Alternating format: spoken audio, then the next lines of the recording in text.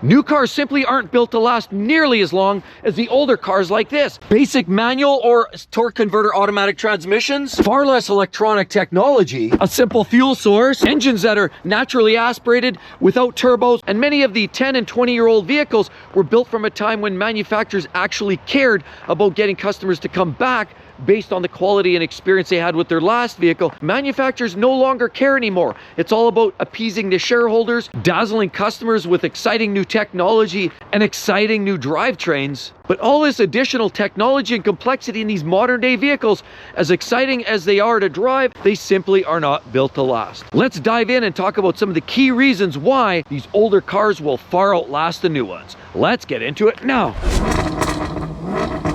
Life's too short to drive boring cars. Before we get in and revisit the good old days about how great cars used to be, they weren't always that way. I got this comment from MSS627 who says he's been driving for 40 years and there's been a lot of junk in the good old days. The old Mustang, the Pinto, Dodge Dakota, a lot of those vehicles were junk. They were pieces of crap and they clearly weren't built to last. I personally have experienced a lot of those old vehicles with panel gaps that were a ½ inch wide, vehicles that leaked, they smoked, they knocked, detonation. They just weren't built all that well. And a lot of those to speak of were domestic products. Now we also have to say, Honda has built some real junk cars back in the 70s. We have to think about Hondas and Toyotas. You could literally hear them rusting in your sleep. But things have changed, and the Japanese vehicle manufacturers started to realize that they had to build vehicles that would last a little longer. While their drivetrains or engines and transmissions were simple and reliable, their cars would typically rust away. They had to figure that out. They got past that. And now we finally hit a point, a peak. I truly believe we've actually hit the peak of quality, reliability, functionality, performance, and the like. And it's not today. As a matter of fact, I believe we've plateaued and we're going back downhill in terms of overall reliability because things have changed drastically. We see far more technology, we see far more performance, and that means the engines are running hotter, harder, stronger, but not longer. But let's take this from the top, because we have to remember, back in the early 90s, when car manufacturers start to realize that cars were getting a little bit more complex and they needed to standardize the protocol so anybody could read the codes. Things have changed and had grossly advanced since that point. So looking at your typical car and your typical dashboard, right under here, you'll typically find an OBD code reader plug-in port, and that is derived from that necessity to be able to pull codes. So if there's trouble codes, car's not running right, and that was the beginning of where it all started. Yes, in fact, we're finding vehicles now to the point where they're reintroducing complex technology. You need special code readers, special scanners, and extra, very expensive equipment that basically essentially means that you, me, the customer, the owner of these vehicles can no longer read your own codes, can no longer diagnose your own vehicle, simply because A, the manufacturers want to hoard some of the service activity and certainly want to bring dollars back into the manufacturer, but also for the simple fact these cars have gotten so complex over the last 10, 15 years that you need that very intensive diagnostic equipment just to sift through and figure out and diagnose what can possibly go wrong on these expensive, new, highly complex vehicles. Now, we're not a fuddy-duddy, and we're certainly not trying to live in the past and say, oh, we all should be driving 1975 cars. On the contrary, most of those cars were junk back then, but things have gotten better. Where did that all turn and how did it go so wrong? See, like everything, it doesn't matter whether you're talking about computers, electronics, and cars, things naturally advance. People learn, engineers get smarter, use of technology just makes our lives often more flexible, more comfortable, and certainly in a lot of ways, newer cars are a lot better than a lot of the older cars. They're safer, they have the crash testing, they're certainly a lot easier to use. But what we look under the modern day vehicle, this is an older vehicle. This one here is a 2013, already a basically 11 or 12-year-old vehicle. And we're seeing what the beginning of the end was for a manufacturer even like Honda, for example. Now, while Honda still makes fairly reliable vehicles, things have changed, even for some of the manufacturers like this that used to make one of the arguably most reliable cars on the planet. See, looking under the hood here, we have a 1.8 liter 4-cylinder engine, naturally aspirated, port fuel injection, very simple, basically a little fuel, a little air, goes in common plenum, and it gets injected in each spot. Now, it's not like the direct injection systems where they put the injectors right in the combustion chamber, which creates a lot of other problems, detonation, low speed ignition that causes all kinds of other problems in the combustion chamber. Yes, this was from a time when things were simpler. You didn't have direct injection. You didn't have turbocharging in a lot of these older vehicles. Turbocharging is a source of a lot of extra wear and tear on vehicles. The demand for oiling is up. You don't need to do as much oil changes on an older, slower output, naturally aspirated engine. They simply don't put the burden on the oiling. They simply don't put the burden on the cooling system. They simply don't put the burden on any of the drivetrain. From the engine internally, down through the gearbox, down through the transaxle transmission or differential. They simply don't put the strain on the vehicle as a whole.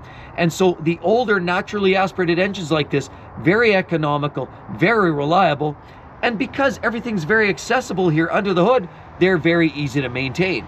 And see, that's the other angle as to why a lot of these older vehicles simply last for a long time. Rarely do things break, and if they do, they're accessible, they're easy, the parts are cheap. Such is not the case with the new engines. I mean, now if you have to pull an injector out of a direct injection system, it's going to cost you hundreds, if not thousands of dollars. The fuel injector and the pumps are huge dollars in the new systems, whereas the old systems are quite affordable.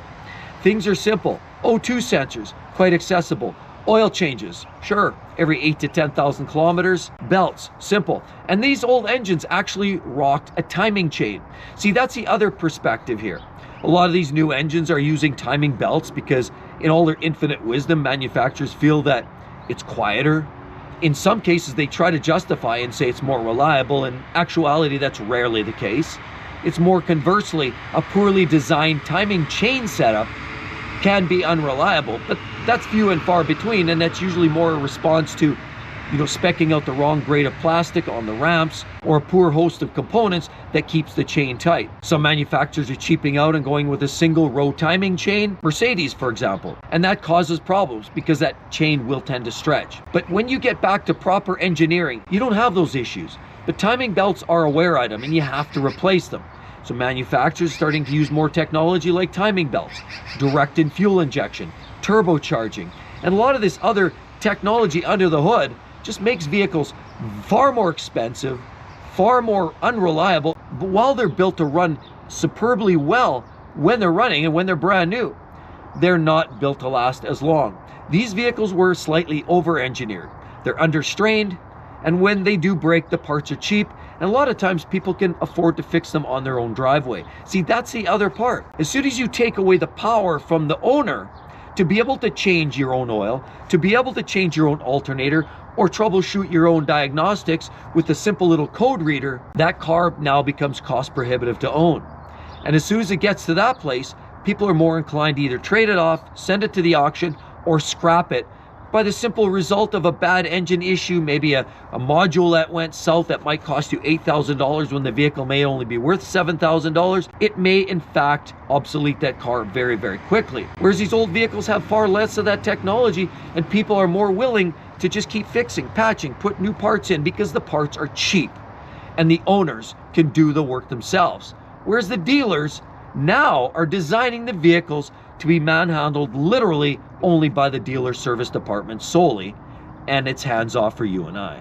Another factor to consider why the older cars are literally going to outlast the new cars by a long shot: electrics and electronics. Let's just get right into it. I mean, a lot of these older vehicles, this older Honda here has a very simple set of headlights. Pretty much nothing much more than an incandescent light bulb to swap out here, or you might have a halogen, but it's as simple as that.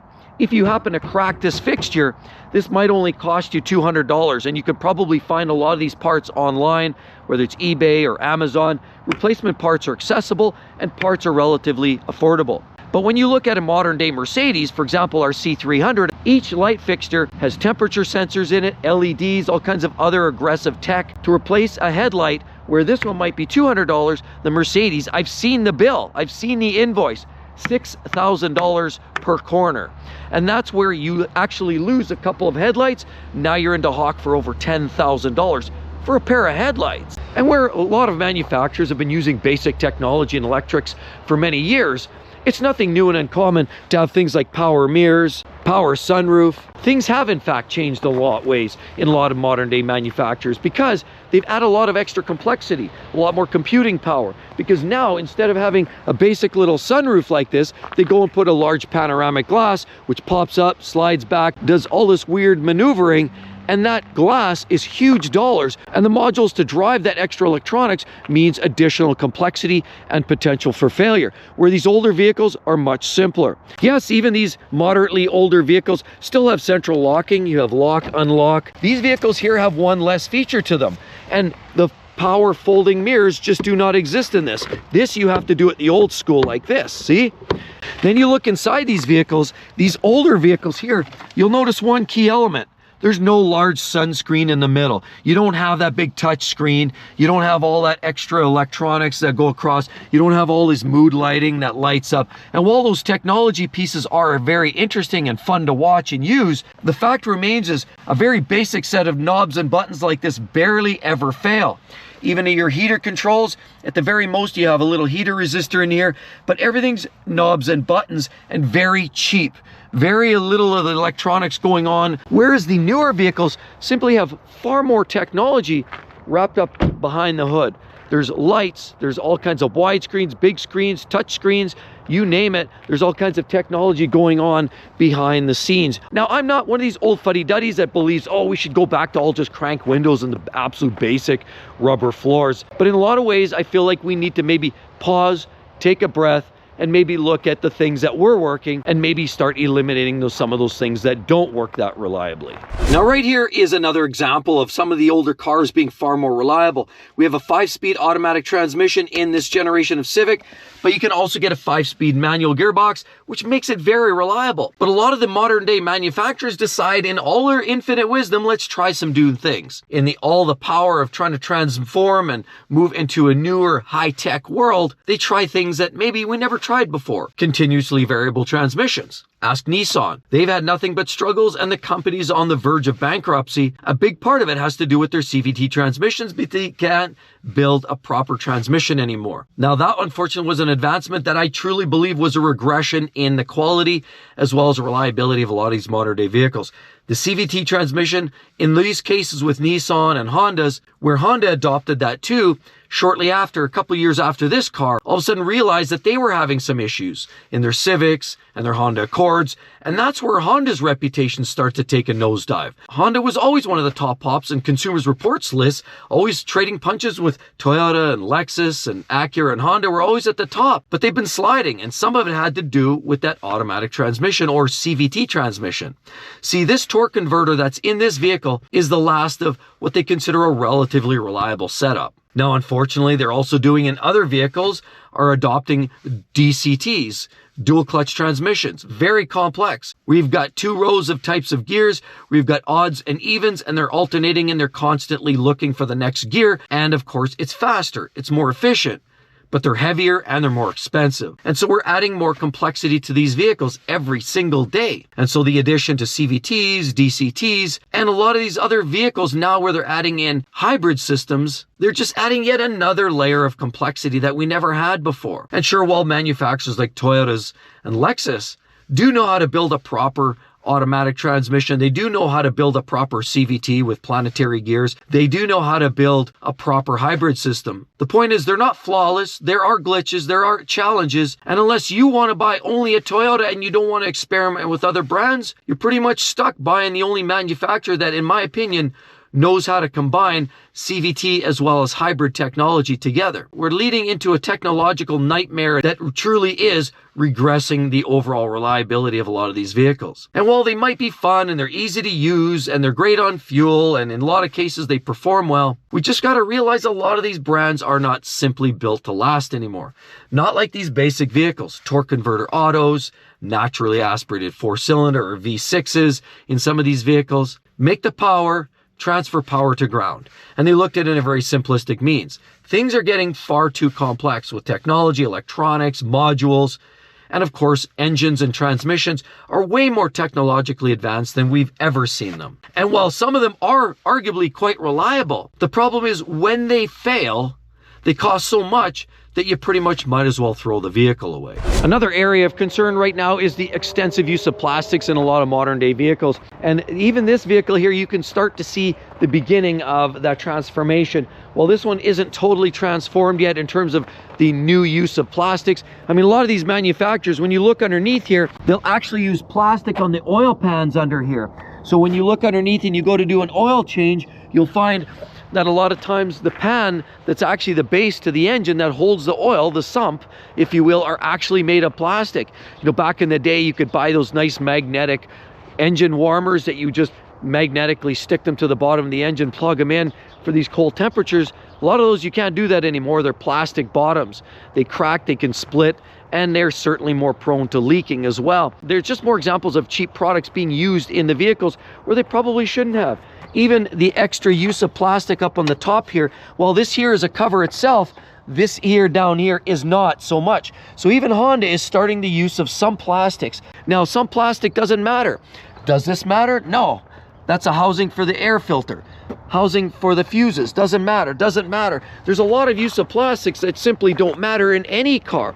But as soon as you start incorporating plastics onto the engine, that's where you're starting to run into some troubles. Ask a lot of the manufacturers how that's working out from Audi and BMW and the VAG group, where they're using plastic intake manifolds, plastic oil pan covers, plastic water pumps that are electric, plastic impellers on the water pumps that fail and send the debris shrapnel through the engine. There's a lot of use of plastic now where they never did, 20 years ago. Now, again, this isn't a conversation about the oldest junky car that you can possibly get your hands on. The point is, there's areas where they're starting to cut corners, and now we're starting to see this regression in terms of overall quality and reliability. That's the key. And in my personal opinion, where we look at a 10-year-old car like this, of one of the most reputable, most reliable manufacturers, we're starting to see the transition here. We're starting to see small amounts of sprinkling in this extra use of plastic, small amounts of technology. We're seeing on the dash, they have that electric tech on the front dash. You'll notice Honda has incorporated that cute little dash display, that secondary pod. You're starting to see sprinklings of this new technology, but not so much that it's causing any serious problems. Remember, this one has a timing chain, which is good. This one has a torque converter automatic transmission, which is good.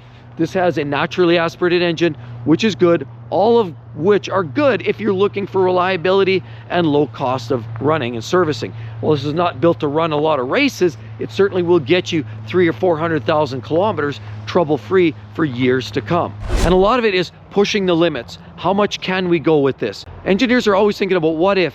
How can we do this better? How can we do this less? How can we push the thermal limits? How can we run the limits of how long this vehicle will last? I mean, let's face it, every component with any modern day vehicle now has so many limits on it. Of course, this power window, this regulator, is not built to last forever. There will be a finite number of controls and operations. This will not last forever. Open this up. Of course, these buttons will not last forever. They will have a limited lifespan. And it doesn't matter how well they're made, there will be a limited lifespan. And some vehicle manufacturers may have lifespans. This may work for 500,000 operations, where a BMW might be built for 100,000 operations, but it feels nicer to the touch. So that's a big thing. It's all in about how it's engineered. And so you have this constant push-pull from two different groups. The engineering department that knows how far they can go and how many operations or how long this vehicle is designed to run for. But then you have the bean counters always trying to satisfy the bottom line with the CEO and all the top executive leaders that say, look, maximize our profits, minimize our costs. How can we do that in the best way possible? Now you have the bean counters, the accountants,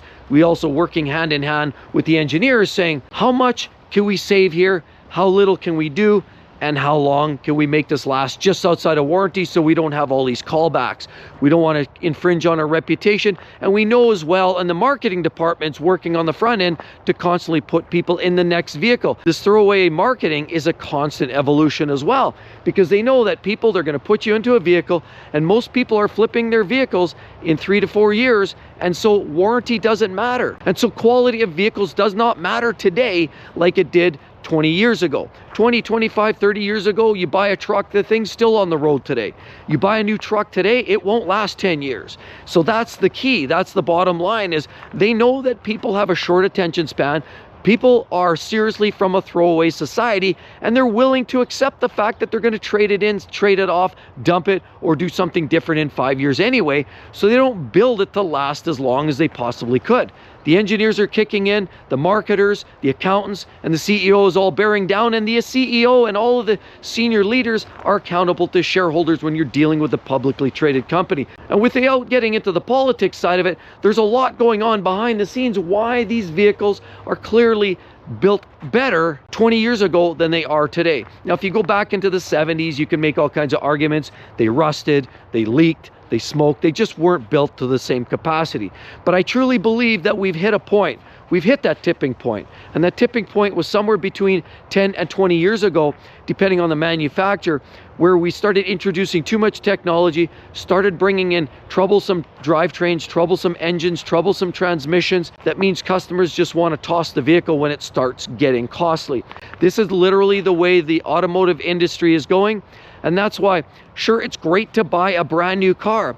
But even this, when we consider that Honda now has recalls for that 1.5 liter turbo, oil and fuel dilution issues. They're now 3.5 liter engine. We're seeing millions of recalls now because that 3.5 liter V6, that's catastrophically failing because of machining tolerances at the bottom end and the crankshaft of that engine. We're seeing Toyota, of course, particulate in the engine on this new 3.4s. We're also seeing problems with the Tacomas and the transmissions, that new 8-speed auto. The manual gearboxes are problematic. We're seeing rear hub issues and a whole host of troubles in vehicles that we never dreamed of 10 years ago. Toyota and Honda had built such a reputation blowing out of the 80s, started creating vehicles that were far more reliable than anything else on the market. But it's this advancement to turbocharging, direct injection, hybrid technology, pushing more, doing more with less, and having, in my own personal opinion, you're seeing some of the corners being cut on a lot of these vehicles now. Brand new Toyotas are not built like Toyotas were 10 years ago, 15 years ago. You're seeing it, sharper edges, unfinished products, cheaper plastics. It feels like Toyota has even taken some corner cutting as well, in my own personal opinion. With all of that said, you definitely want to check out that video right there. What's going on and why are these specific engines imploding? Hope to see each and every one in the next one. See you real soon. Bye-bye.